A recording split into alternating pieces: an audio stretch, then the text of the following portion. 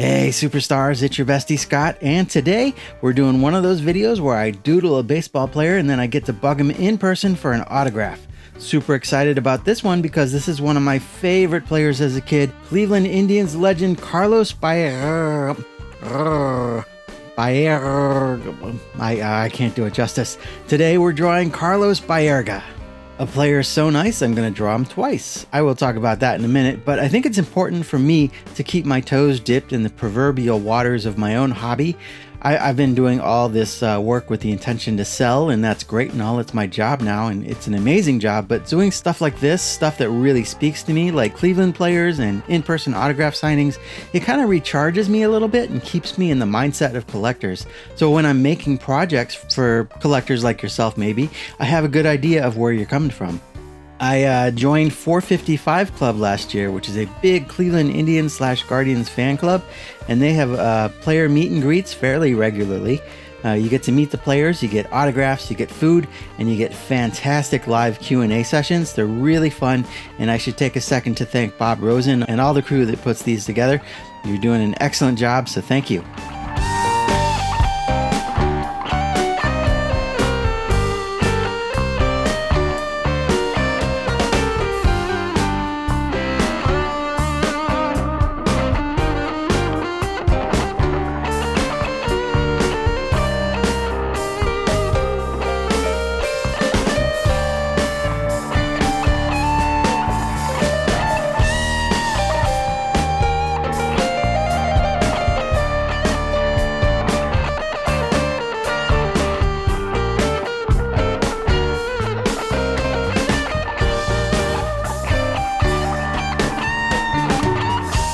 Let's talk about Carlos here. So in the winter of 1989, 12-year-old Scott was starting to see how small market baseball teams operated.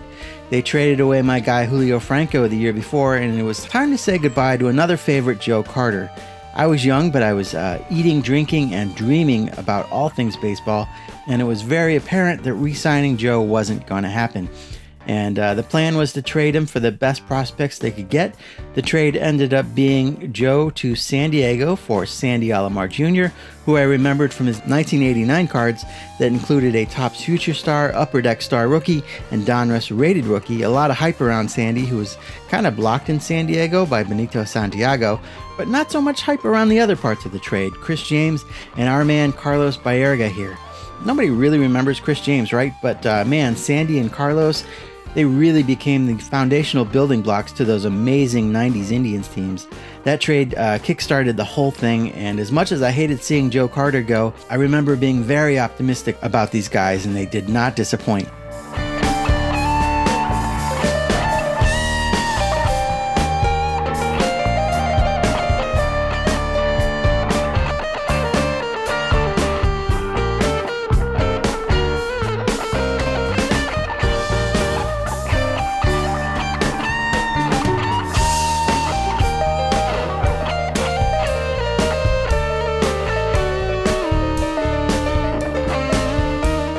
Carlos here was just a phenomenal hitter. The second baseman was a 3-time All-Star, 2-time Silver Slugger winner. He was the first second baseman since Rogers Hornsby to have 200 hits, 20 home runs, 100 or more RBI, and maintain a 300 batting average in back-to-back seasons, and that is very, very rare company. And in 1993, he was the first player to ever hit 2 home runs, one from each side of the plate in the same inning. And he did it against the stupid Yankees. That's why I'm sort of honoring him with this drawing here. I was excited to meet him. I'd never met him before, so let's see if he likes it.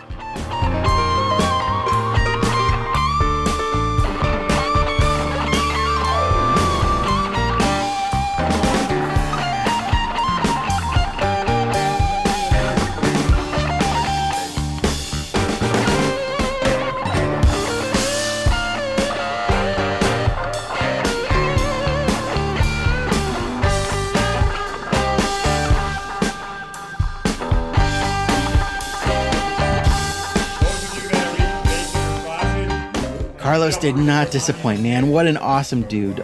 So glad to have met him, and I'm looking forward to meeting him again someday. Thank you, Carlos. Thanks, Bob and the 455 Club. Thanks, Mrs. Reindeer, for being my cameraman. And thank you guys for watching. Take good care of yourselves. Take care of each other. And we'll see you again real soon.